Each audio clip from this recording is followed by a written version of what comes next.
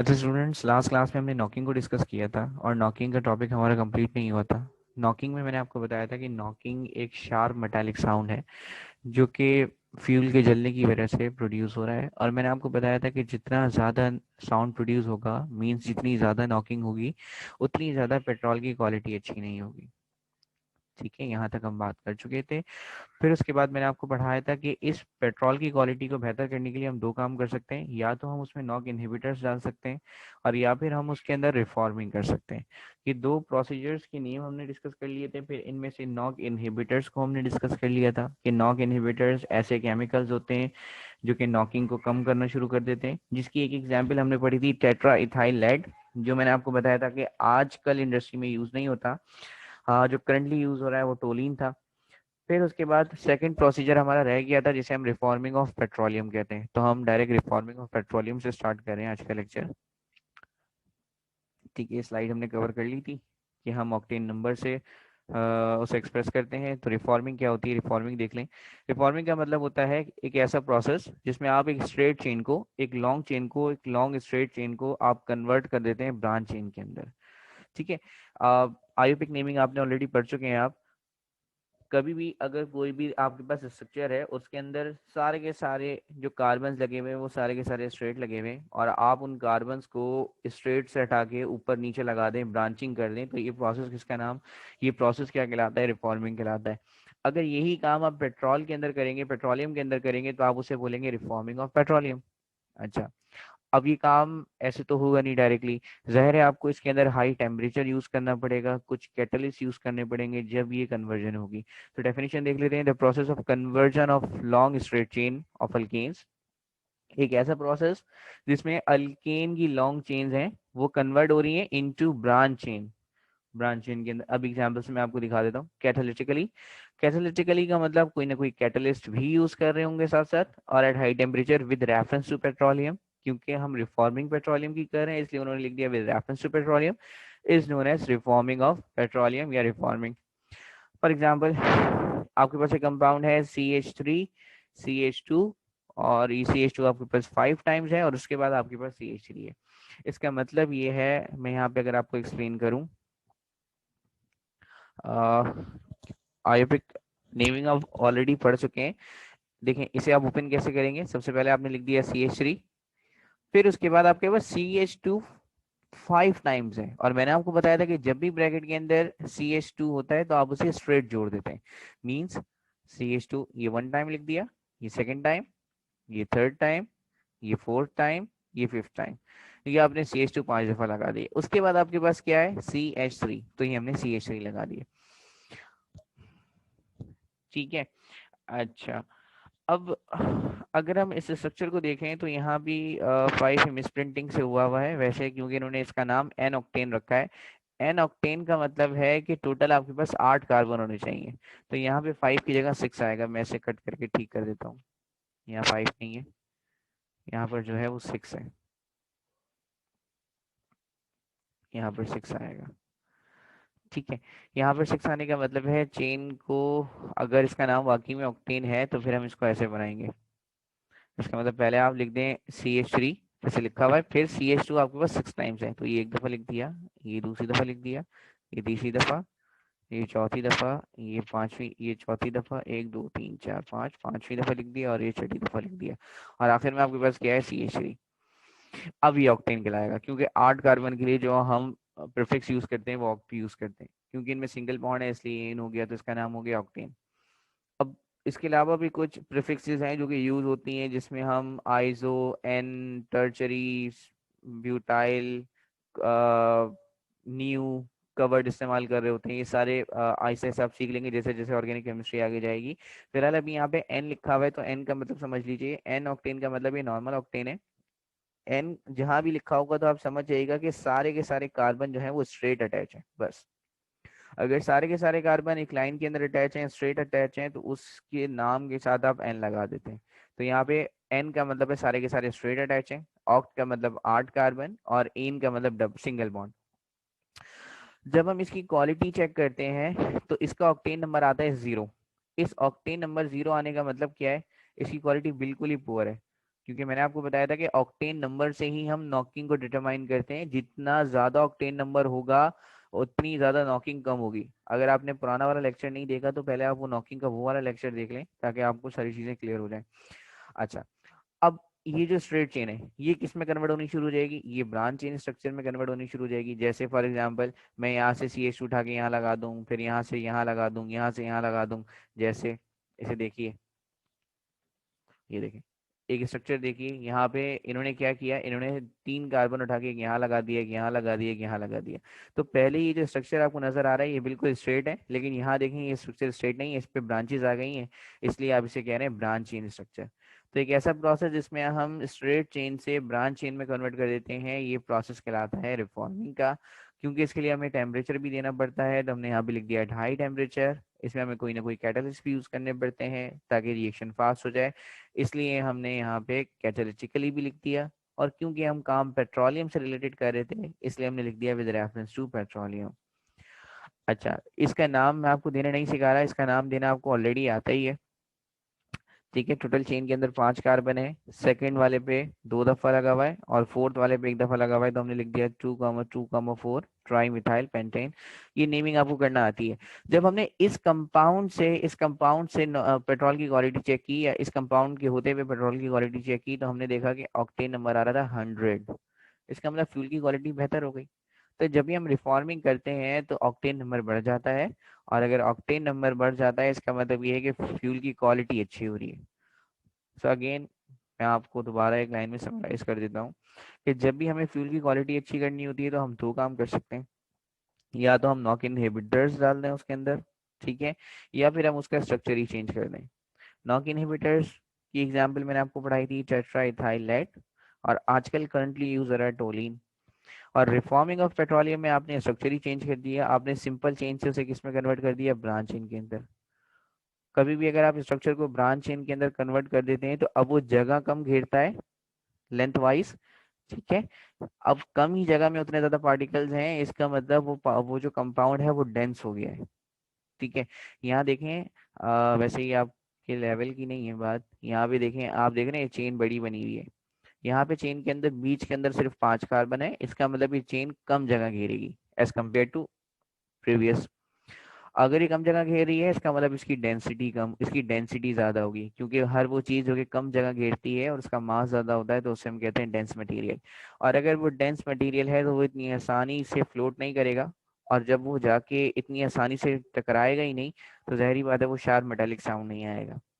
ठीक है, ये बात आपके सिलेबस की नहीं है लेकिन फिर भी मैंने आपको बता दी कि अगर हम पार्टिकल को डेंस कर देते हैं तो वो पार्टिकल इतनी आसानी से मूव नहीं कर सकता, और जब वो पार्टिकल इतनी आसानी से मूव नहीं करेगा तो जाहिर बात है कंटेनर की वॉल पे, मींस के इंजन की वॉल्स पे जाके टकराएगा नहीं। और जब वो इंजन की वॉल्स पे जाके टकराएगा नहीं तो एक साउंड क्रिएट नहीं करेगा, इसका मतलब नॉकिंग नहीं होगी। तो यहाँ पे हमारा नॉकिंग वाला टॉपिक कंप्लीट हो गया। अब हम स्टार्ट कर रहे हैं क्लासिफिकेशन ऑफ ऑर्गेनिक कंपाउंड्स। अच्छा, क्लासिफिकेशन ऑफ ऑर्गेनिक कंपाउंड्स में ऑर्गेनिक कंपाउंड्स की डेफिनेशन आपको ऑलरेडी मैं बता चुका था। ऑर्गेनिक कंपाउंड्स हम किसे कहते हैं बेटा, ऐसे कंपाउंड जिनके अंदर कार्बन होता है, हाइड्रोजन होता है, और साथ में उनके दरमियान एक कोवेलेंट बॉन्ड होता है। ठीक है, ये मैं पहले भी आपको बता चुका हूँ, इसे हम कहते हैं ऑर्गेनिक कंपाउंड्स। अब ये ऑर्गेनिक कंपाउंड्स हमारे पास 2 तरह के हैं। एक को हम कहते हैं ए साइक्लिक, और एक को हम कहते हैं साइक्लिक। अच्छा, अब इनके और नाम भी आप नोट कर लीजिए साथ साथ।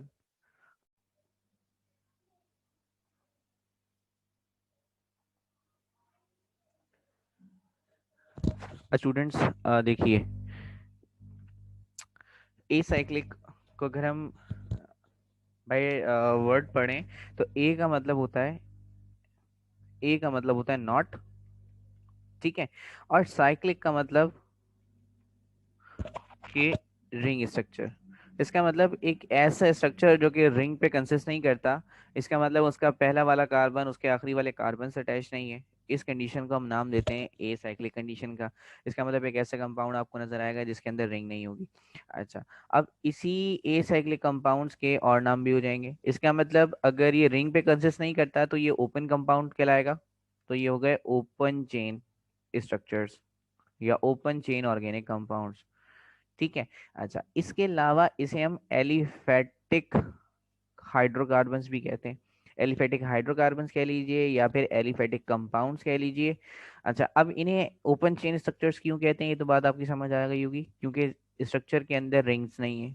तो रिंग होती तो क्लोज हो जाते, अभी इसमें रिंग नहीं है, ए साइक्लिक लिखा है, इसका मतलब नॉट रिंग, रिंग नहीं है, साइक्लिक नहीं है, तो इसका मतलब ये ओपन हो गए। तो ये पहला वाला नाम हमने इसे क्यों दिया, ये तो आपको क्लियर होगा। सेकंड, हम इसे कहते हैं एलिफेटिक कंपाउंड्स। एलिफेटिक कंपाउंड्स हम इसे इसलिए कहते हैं क्योंकि पहले जो फैट्स का नाम था ना, फैट्स चिकनाई का, पहले फैट्स को हम एलिफोस कहते थे, पहले फैट्स को हम एलिफोस कहते थे। अब ये जो ओपन चेन स्ट्रक्चर्स हैं, ये सबसे पहले फैट के अंदर डिस्कवर हुए थे। सबसे पहले किसके अंदर डिस्कवर हुए थे, फैट के अंदर डिस्कवर हुए थे। फैट को हम पहले एलिफोस कहते थे, इसलिए इसका नाम हमने एलिफेटिक कंपाउंड रख दिया, क्योंकि ये ओपन चेन स्ट्रक्चर्स हमने सबसे पहले फैट के अंदर डिस्कवर किए थे। फैट को हम एलिफोस कहते थे, इसलिए इन कंपाउंड्स का नाम हमने एलिफेटिक कंपाउंड रख दिया।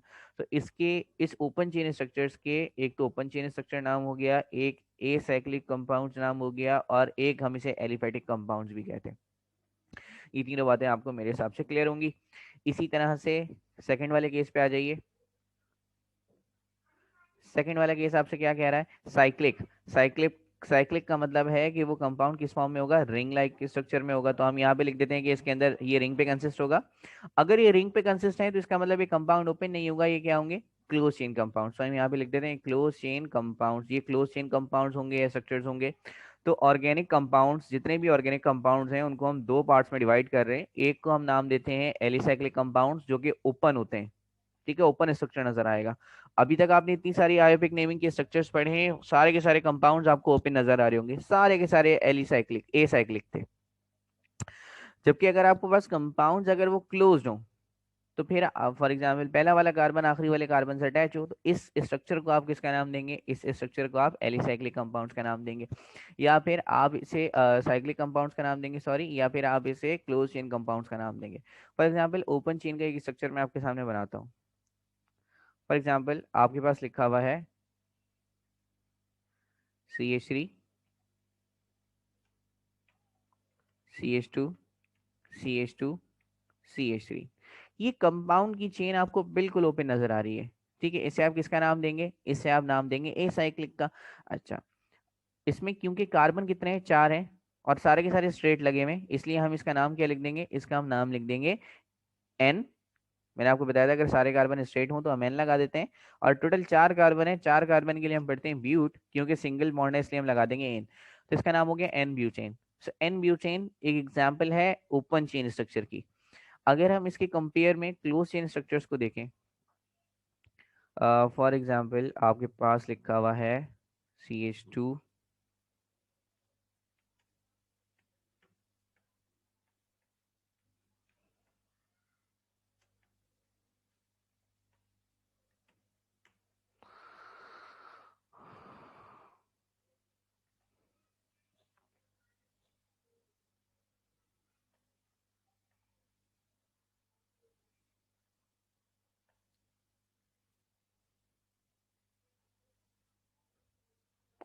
ठीक है। अब देखें ये वाला जो CH2 है, ये वाले CH2 से जुड़ा हुआ है, और ये वाला CH2 ये वाले CH2 से जुड़ा हुआ है, फिर ये से, फिर ये से। तो देख रहे हैं एक क्लोज रिंग बन रही है। अगर मैं आपको रिंग बना के दिखाऊं तो देखें बिल्कुल एक क्लोज रिंग बन रही है ऐसे स्क्वायर में। आ, ये देखें बिल्कुल एक क्लोज रिंग बन रही है ऐसे, फिर ऐसे, फिर ऐसे, फिर ऐसे, देख लें। जबकि यहाँ पे अगर मैं स्ट्रक्चर को देखूं तो देखें बिल्कुल स्ट्रेट है। तो ये ओपन चेन स्ट्रक्चर है और ये क्लोज चेन स्ट्रक्चर है। इसमें देखें क्या है, ये पहला वाला कार्बन है, ये पहला वाला कार्बन है, ये दूसरा कार्बन, ये तीसरा कार्बन, ये चौथा कार्बन। तो पहला वाला कार्बन देखें आखिरी वाले कार्बन से भी अटैच है, इसकी वजह से रिंग क्लोज हो गई है बिल्कुल। इस कंपाउंड को आप किसका नाम देंगे, इस कंपाउंड को आप साइक्लिक कंपाउंड का नाम देंगे। अब इसका नाम आप कैसे रखेंगे, आपको पता है कि अभी भी इसके अंदर कितने कार्बन है, अभी भी इसके अंदर 4 कार्बन है।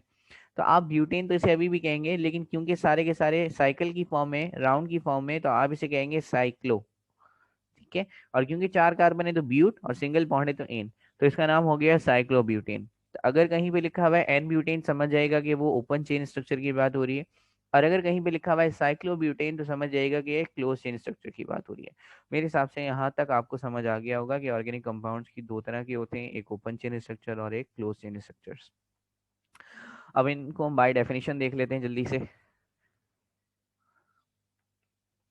Open chain structure acyclic compounds या फिर एलिफेटिक कंपाउंड्स आपके पास क्या होते हैं, those compounds which are consist of open chain of carbon atoms, जिसके अंदर ऐसे कंपाउंड जिनके अंदर कार्बन की ओपन चेन होती है, अभी मैंने आपको यही पढ़ाया, are called open chain acyclic और एलिफेटिक कंपाउंड, जिनकी एग्जाम्पल में मैंने आपको एन ब्यूटेन पढ़ाया, आप कोई और भी लिख सकते हैं। इसी तरह से क्लोज चेन स्ट्रक्चर्स क्या होते हैं, दूस organic compounds that contain close rings of carbon atoms, जिसके अंदर कार्बन जो है वो क्लोज रिंग की फॉर्म में होता है, और कार्बन एटम्स विद वन और more atom other than carbon are called close chain और साइक्लिक कंपाउंड्स। अच्छा, अब वो दूसरी लाइन में आपसे क्या कह रहा है, वो दूसरी लाइन में आपसे ये कह रहा है कि जो कंपाउंड्स हैं आपके पास, जो आपके पास कंपाउंड्स हैं उनके अंदर हो सकता है कि कार्बन के अलावा कोई और भी चीज आ जाए। देखिए हाइड्रोजन और कार्बन तो सभी में आएंगे। अब वो कह रहा है कार्बन एटम्स विद वन और more other than carbon atoms, इसका मतलब हो सकता है उस रिंग के अंदर, हो सकता है उस रिंग के अंदर कोई और एलिमेंट भी आ जाए, जैसे नाइट्रोजन आ जाए, जैसे सल्फर आ जाए, जैसे ऑक्सीजन आ जाए, तो हो सकता है कि उसके अंदर कोई और एलिमेंट भी आ जाए। ठीक है, इसी तरह से अभी तक हमने ये पढ़ा है कि ऑर्गेनिक कंपाउंड्स की दो टाइप्स होती हैं, एक साइक्लिक कंपाउंड्स और एक एसाइक्लिक कंपाउंड्स, मतलब एक ओपन चेन स्ट्रक्चर और एक क्लोज चेन स्ट्रक्चर। मैं आपको बहुत तामुल से बहुत तमीज से पढ़ा रहा हूँ। खैर, साइक्लिक कंपाउंड्स की मजीद दो टाइप्स होती हैं, एक को हम कहते हैं होमोसाइक्लिक कंपाउंड्स और एक को हम कहते हैं हीट्रोसाइक्लिक कंपाउंड्स। अच्छा, अब इनको हम बाय नेम देख लेते हैं जरा जल्दी से। बेटा होमो का मतलब होता है सेम, ठीक है, साइक्लिक का मतलब आपको पता है रिंग कह लें या क्लोज चेन कह लें, ऐसा ही है। अच्छा, होमो का मतलब यहाँ पे सेम क्यों कहा है इन्होंने, इन्होंने होमो यहाँ पे इसलिए लगाया है, इसका मतलब यहाँ पे सेम एलिमेंट होगा, सेम एलिमेंट होगा, और अगर ऑर्गेनिक कंपाउंड है उसके लिए हमें कार्बन तो चाहिए, इसका मतलब चेन के अंदर सिर्फ कार्बन होंगे। तो एक ऐसा ऑर्गेनिक कंपाउंड जिसका स्ट्रक्चर क्लोज है, मतलब साइक्लिक कंपाउंड की बात हो रही है, और इस कंपाउंड के अंदर सिर्फ कार्बन होंगे, सिर्फ कार्बन। ठीक है, बैलेंसी पूरी करने के लिए हाइड्रोजन तो हम लगाएंगे ही, लेकिन चेन के अंदर सिर्फ कार्बन होंगे, तो आप उसे किसका नाम देंगे, आप उसे होमोसाइक्लिक कंपाउंड्स का नाम देंगे। अच्छा, क्योंकि सिर्फ कार्बन है तो इसलिए इस होमोसाइक्लिक कंपाउंड्स को हम कार्बोसाइक्लिक कंपाउंड्स भी कह सकते हैं। ठीक है, अच्छा यहाँ आ जाइए, सेकंड वाले केस पे आ जाइए, हीट्रो। बेटा हीट्रो का मतलब होता है डिफरेंट। ठीक है, साइक्लिक का मतलब आपको बताइए, साइक्लिक का मतलब है बात हो रही है क्लोज चेन स्ट्रक्चर की, इसका मतलब क्लोज चेन होगी, तो क्लोज चेन तो दोनों में ही है, बस सिर्फ दोनों में फर्क क्या होगा कि इसमें हीट्रो लिखा है, हीट्रो का मतलब डिफरेंट एलिमेंट्स, डिफरेंट एलिमेंट्स के मतलब है कि कम से कम दो होंगे, जो भी तो डिफरेंट होंगे, कम से कम यहाँ पे दो एलिमेंट्स होंगे। अच्छा, अब इनमें से एक तो कार्बन पक्का है, मस्ट है, कार्बन तो आएगा ही, हो सकता है कार्बन के साथ कोई और भी आ जाए, जैसे नाइट्रोजन, जैसे ऑक्सीजन, अब डिपेंड करता है कंपाउंड कौन सा है। ठीक है, यहाँ तक आपकी बात मेरे ख्याल से समझ आ गई होगी कि ऑर्गेनिक कंपाउंड्स दो तरह के होते हैं, एक को हम कहते हैं साइक्लिक कंपाउंड्स, मतलब ओपन चेन स्ट्रक्चर, क्योंकि वो फैट में डिस्कवर हुए थे सबसे पहले, इसलिए हम उसे एलिफेटिक कंपाउंड्स भी कहते हैं। दूसरी टाइप हमारे पास क्या है, दूसरी टाइप हमारे पास साइक्लिक कंपाउंड्स है, जिसे हम क्लोज चेन स्ट्रक्चर्स भी कहते हैं।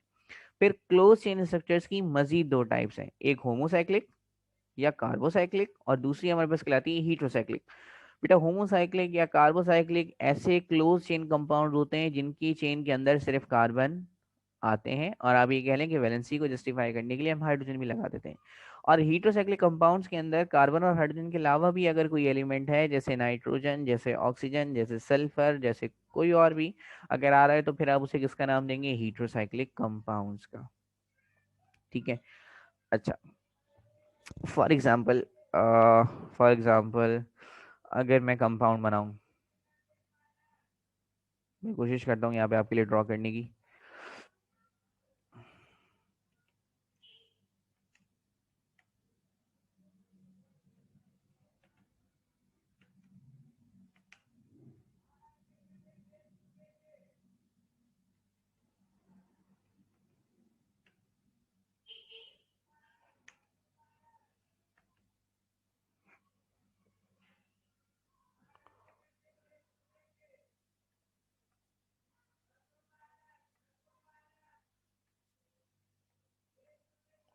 इस कंपाउंड के अंदर मैंने 5 कार्बन बनाए और देख लें हर एक कार्बन दूसरे कार्बन से अटैच है, लेफ्ट साइड से भी राइट साइड से भी। ये पहला कार्बन था, ये दूसरा कार्बन, देखें पहला और दूसरा अटैच है, फिर दूसरा तीसरा अटैच है, फिर तीसरा और चौथा अटैच है, और चौथा और पांचवा कार्बन अटैच है। इस कंपाउंड को आप किसका नाम देंगे, पहले चलें इसका नाम भी लिख लेते हैं। बेटा इसका नाम, क्योंकि ये साइक्लिक स्ट्रक्चर है इसका, इसकी वजह से हम इसे कह देंगे साइक्लो। ठीक है। और क्योंकि इसमें टोटल 5 कार्बन है तो इसलिए हम कह देंगे पेंट, क्योंकि सिंगल बॉन्ड है इसलिए हम कह देंगे एन, तो इसका नाम साइक्लोपेंटेन हो सकता है। ठीक है। अच्छा, अब अगर इसी के कंपेयर में अगर मैं कोई और कंपाउंड बनाता हूँ, जैसे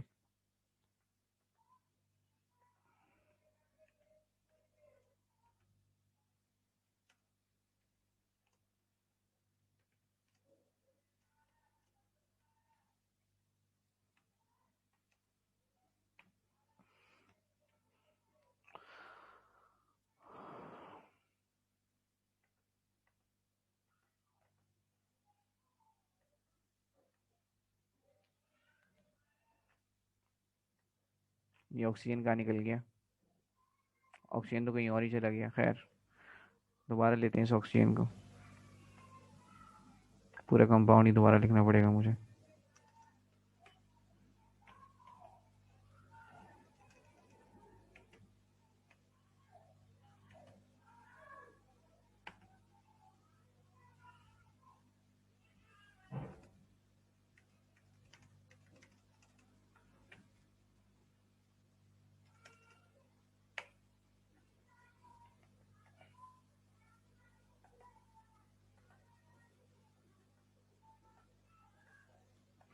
अभी भी इस कंपाउंड के अंदर टोटल 5 कार्बन है।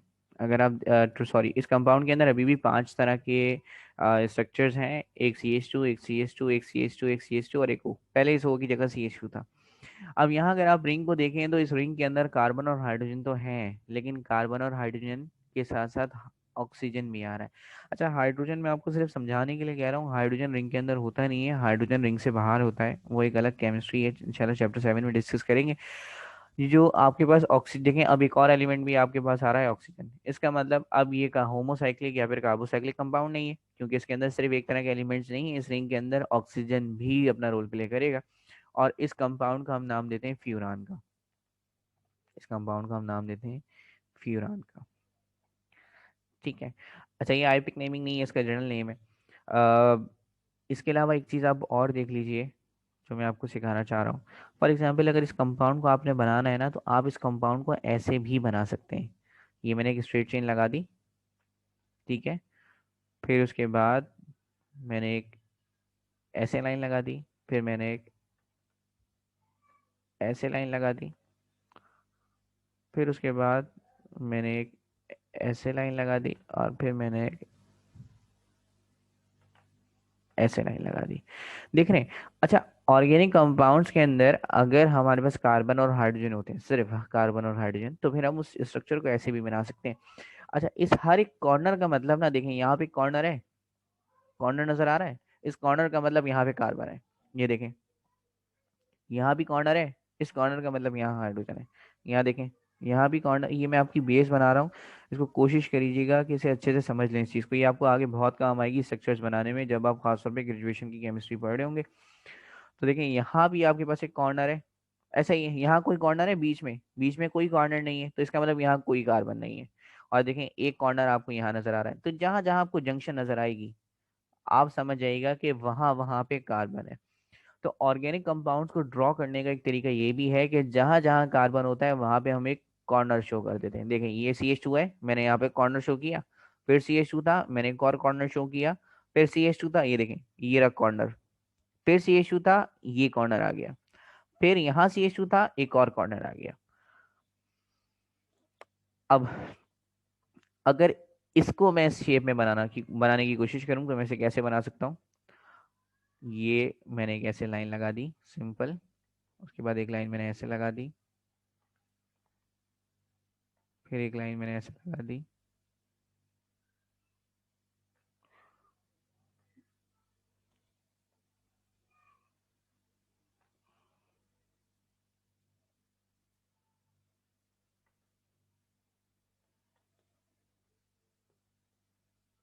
और ये आ गया वो।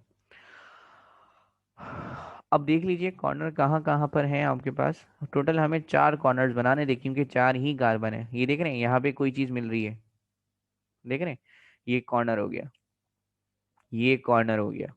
ये देखें यहाँ पे 2 चीजें मिल रही हैं, ये कॉर्नर हो गया।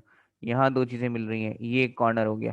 लेकिन ये लाइन तो किसी से मिल ही नहीं रही, इसका मतलब भी कोई कॉर्नर नहीं है और यहाँ कोई कार्बन नहीं है। और यहाँ पे हमने मेंशन कर दिया कि यहाँ पे ऑक्सीजन है, आपके सामने ही मेंशन है कि यहाँ पे ऑक्सीजन है। तो ऑर्गेनिक कंपाउंड्स को ड्रॉ करने का एक तरीका ये भी है। अब इसको हम जल्दी से बाय डेफिनेशन देख लेते हैं। ठीक है, हीट्रोसाइक्लिक कंपाउंड्स क्या होते हैं बेटा? दो cyclic organic compounds consisting of ring of carbon atoms, जिसके अंदर कार्बन एटम्स तो होते ही हैं विद वन और मोर atoms other than the carbon atom, और उसके अंदर एक या एक से ज्यादा कार्बन के अलावा भी एलिमेंट्स होते हैं, उन्हें हम कहते हैं हीट्रोसाइक्लिक कंपाउंड्स, जिसकी एक एग्जांपल आपको दी हुई है पायरिडीन। पायरिडीन में क्या होता है? पायरिडीन में टोटल आपके पास 6 एलिमेंट्स होते हैं, जिनमें से 6 एलिमेंट्स की रिंग होती है, जिसके अंदर से 5 आपके पास कार्बन होते हैं और एक आपके पास नाइट्रोजन आ जाता है। तो उस कंपाउंड को हम पायरिडीन कहते हैं। अ, ये पायरिडीन का स्ट्रक्चर आप सर्च कर लीजिएगा, अगर नहीं मिलता क्लास बहुत ज़्यादा लंबी हो जाएगी, मैं आपको वैसे ही सरसरी बता देता हूँ। बेटा आपने 6 कार्बन बनाने हैं, ठीक है, सर्कुलर फॉर्म में 6 कार्बन। खैर बनाने तो क्या ही है, आपने सिर्फ नाम लिखना है। अगर आप 6 कार्बन बना रहे हैं, ठीक है, 6 कार्बन आप रिंग में लगा दीजिए, क्योंकि रिंग में है इसलिए आप उसे कहेंगे साइक्लो। 6 हैं इसलिए आप कहेंगे हेक्स, सिंगल बॉन्ड है इसलिए आप कहेंगे एन। तो ये आपके पास हो जाएगा साइक्लोहेक्सेन। इसी तरह से अगर एक कार्बन आप हटा के यहाँ पे आप लगा दें एन, तो अब आप इसे पढ़ेंगे पायरिडीन, बस और कुछ नहीं है। ठीक है, तो ये पायरिडीन और साइक्लोहेक्सेन में ये फर्क है। देखो अगर मैं आपको डिटेल में पढ़ाऊंगा, अगर मैं आपको सारे कॉन्सेप्ट दूंगा तो बात थोड़ी सी मुश्किल तो होगी। अगर मैं आपको सिर्फ ऊपर ऊपर से पढ़ाता कि ये ऐसे होता है, ये ऐसे होता है, ये ऐसे होता है, ये ऐसे होता है, तो वो शायद ये बात मैं आपको 5 मिनट में ही एक्सप्लेन कर देता और वो आपको आसानी से समझ भी आ जाती है और आप खुश भी हो जाते हैं। लेकिन अगर आपने मार्केट कॉम्पिटिटिव बनना है तो आपने हर एक एक लाइन को बिल्कुल चार्ट लेना है। आप उसमें घुस जाइए और सारे कॉन्सेप्ट को अपने क्लियर कर लीजिए। आपको अगर कोई बात नहीं समझ आती है आप मुझसे बार बार पूछिए, मैं आपको बताऊंगा। होमोसाइक्लिक कंपाउंड्स और कार्बोसाइक्लिक कंपाउंड्स क्या होते हैं?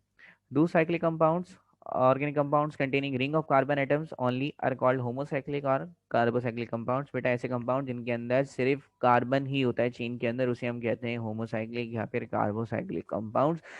ये मेरी पूरी कोशिश थी कि मैं आपको एग्जाम्पल से समझा दूंगा और मैंने आपको समझा दिया है। आगे चलते हैं।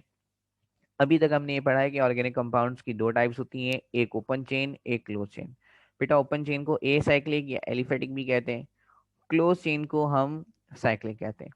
अब क्लोज चेन की मजीद 3 टाइप्स हैं, क्लोज चेन की मजीद 3 टाइप्स हैं, और इन 2 टाइप्स हैं। एक को हम कहते हैं होमोसाइक्लिक या कार्बोसाइक्लिक और एक को हम कहते हैं हीटरोसाइक्लिक। अब हीटरोसाइक्लिक को हटा दीजिए, होमोसाइक्लिक, इसका मतलब जो सिर्फ कार्बन पे कंसिस्ट करते थे, उनकी मजीद 2 टाइप्स हैं। एक को हम कहते हैं एलिसाइक्लिक कंपाउंड्स और एक को हम कहते हैं एरोमेटिक कंपाउंड्स। इनको भी हम बाय नेम्स देख लेते हैं जल्दी से, क्योंकि क्लास लेक्चर बहुत ज़्यादा टाइम हो गया है इसमें। देखिए बेटा यहाँ पे जो एली लिखा है ना, एली, ये एली रिलेट कर रहा है एलिफेटिक से। याद है aliphatic, open chain structure. Cyclic का मतलब क्लोज्ड। कहना वो आपसे ये चाह रहा है कि पहले कंपाउंड्स जो हैं, कंपाउंड्स जो हैं वो पास्ट में, वो पास्ट में क्या थे? वो पास्ट में एलिफेटिक थे, ठीक है। लेकिन अभी करंटली प्रेजेंट में वो क्या है? वो प्रेजेंट में जो है वो क्लोज है, चेन बना लिए, क्लोज चेन बना लिए, इसलिए ऐसे हम कहते हैं एलिसाइक्लिक कंपाउंड्स। अगर मैं आपको इसकी एग्जांपल दूं, फॉर एग्जांपल, फॉर एग्जांपल यहाँ पे मैं एक स्ट्रक्चर ड्रॉ करता हूँ आपके लिए।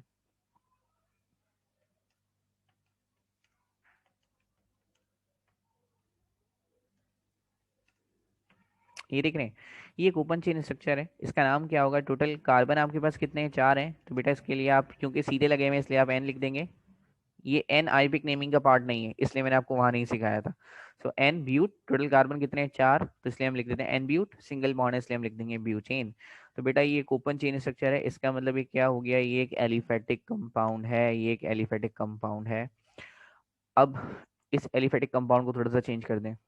फॉर एग्जाम्पल, इस पहले वाले कार्बन को इस आखिरी वाले कार्बन से अटैच कर देता हूँ, इसका मतलब चेन को घुमा के ले आता है। तो अभी चेन कैसी हो जाएगी, CH2 सिंगल बॉन्ड, फिर CH2,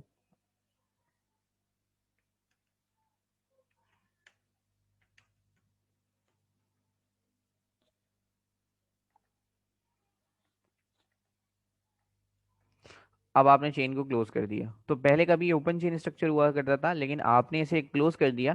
तो अब आप थोड़ा सा नाम इसका एलिफेटिक से देंगे, जैसे एलिसाइक्लिक से, एलिफेटिक से आपने नाम दे दिया इसका एली।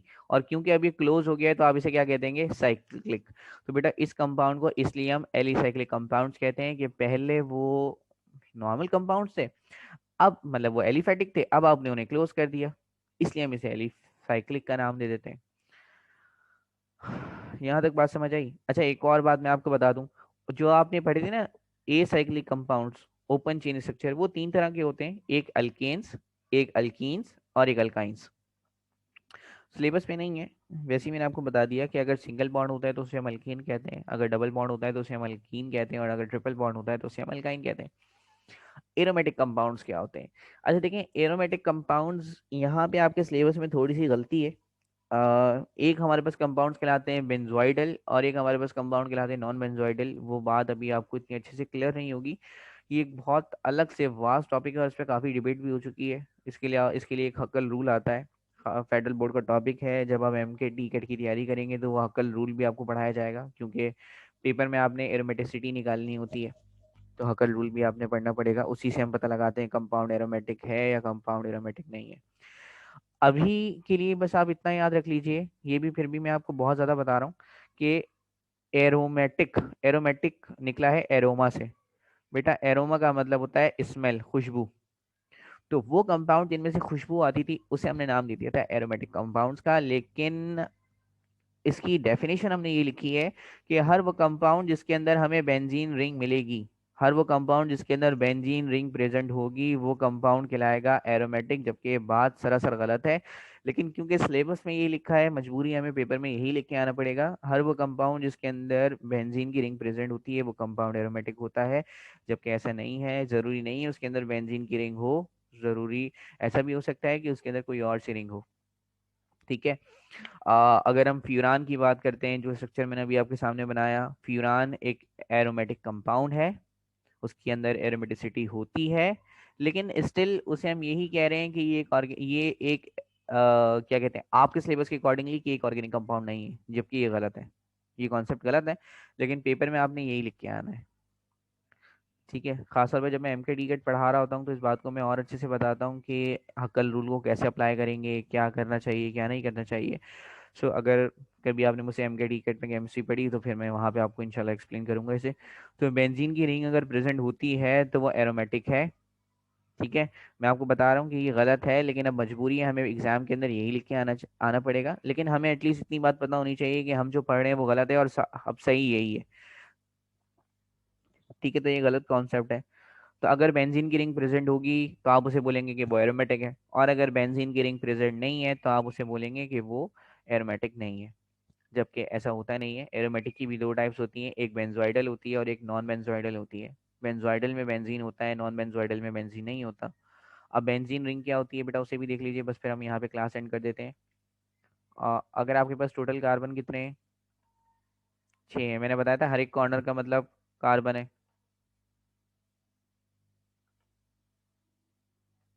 एक देख लीजिए, अगर मैं आपको एक्सप्लेन करूँ तो ये देख रहे हैं, यहाँ पे एक कॉर्नर है, ये देखें, यहाँ एक कॉर्नर है, 2 कार्बन हो गए, 3 कार्बन, 4 कार्बन, 5 कार्बन, 6 कार्बन। तो बेटा कभी भी अगर 6 कार्बन रिंग की फॉर्म में प्रेजेंट होते हैं और उसके दरमियान ऑल्टरनेट डबल बॉन्ड होता है, ऑल्टरनेट डबल बॉन्ड का मतलब क्या है कि फॉर एग्जांपल पहले डबल बॉन्ड है, फिर सिंगल बॉन्ड है, फिर डबल बॉन्ड है, फिर सिंगल बॉन्ड है, फिर डबल बॉन्ड है, फिर उसके बाद सिंगल बॉन्ड है, फिर डबल बॉन्ड। ये बेंजीन का रिंग, बेंजीन की जो रिंग है वो आप चैप्टर 7 में डिटेल में पढ़ेंगे। फिलहाल अभी मैंने आपको सरसरी तौर पे बता दी। तो बेटा जिसके अंदर आपको ये रिंग नज़र आ रही है वो कंपाउंड एरोमेटिक है, और जिसके अंदर ये रिंग नज़र नहीं आ रही वो नॉन एरोमेटिक है, अकॉर्डिंग टू योर सिलेबस, या हमारे सिलेबस के अकॉर्डिंगली। जबकि ऐसा नहीं है, मैं आपको बार बार बता रहा हूँ, जब भी आप किसी प्रोफेशनल से बात करें एग्जाम के पॉइंट ऑफ व्यू से हटके, तो आप उसे यही बताएंगे कि नहीं, एरोमेटिक कंपाउंड के लिए बेंजीन रिंग का होना ज़रूरी नहीं है। वो कोई सी भी रिंग हो सकती है, बस उसमें एरोमेटिसिटी होनी चाहिए। और एरोमेटिसिटी निकालने के लिए हम एक रूल अप्लाई करते हैं जिसे हम कहते हैं हक्कल रूल। हक्कल रूल भी हमारे सिलेबस में नहीं है, वरना मैं आपको एक्सप्लेन कर देता। तो जिस कंपाउंड के अंदर भी ये रिंग प्रेजेंट है हमारे सिलेबस के अकॉर्डिंगली वो एरोमेटिक कंपाउंड है, और अगर एक कंपाउंड के अंदर रिंग नहीं है तो वो एरोमेटिक कंपाउंड नहीं है। ठीक है। फिलहाल इसको हम बाय डेफिनेशन भी देख लेते हैं, उसके बाद हम क्लास एंड कर देंगे।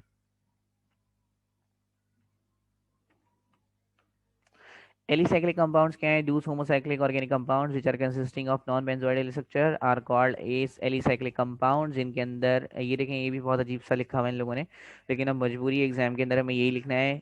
ऐसे कंपाउंड्स बेटा, ऐसे कंपाउंड जो कि बेंजीन नहीं है और वो क्लोज हैं, जैसे मैंने बताया एन ब्यूटेन और एन पेंटेन हो गया। सॉरी, एन पेंटेन से हमने बना दिया साइक्लोपेंटेन, एन ब्यूटेन से हमने बना दिया साइक्लोब्यूटेन। प्रोपेन है, प्रोपेन से हमने बना दिया साइक्लोप्रोपेन। तो कोई भी ऐसे स्ट्रक्चर जिसके अंदर बेंजीन रिंग आपको नजर नहीं आ रही, वो आपके सिलेबस के अकॉर्डिंग एलिसाइक्लिक कंपाउंड है। और एरोमेटिक कंपाउंड्स क्या होते हैं? दूस homocyclic organic compound which consist of at least one benzene ring. जबकि ये बात जरूरी नहीं है, जरूरी नहीं है कि वो उसमें बेंजीन रिंग हो, लेकिन सिलेबस के अकॉर्डिंगली हम पेपर में यही लिखेंगे। Those homocyclic organic compounds which are consist at least one benzene ring are called aromatic compounds। तो मजबूरी इसी तरह से पेपर में लिखेंगे।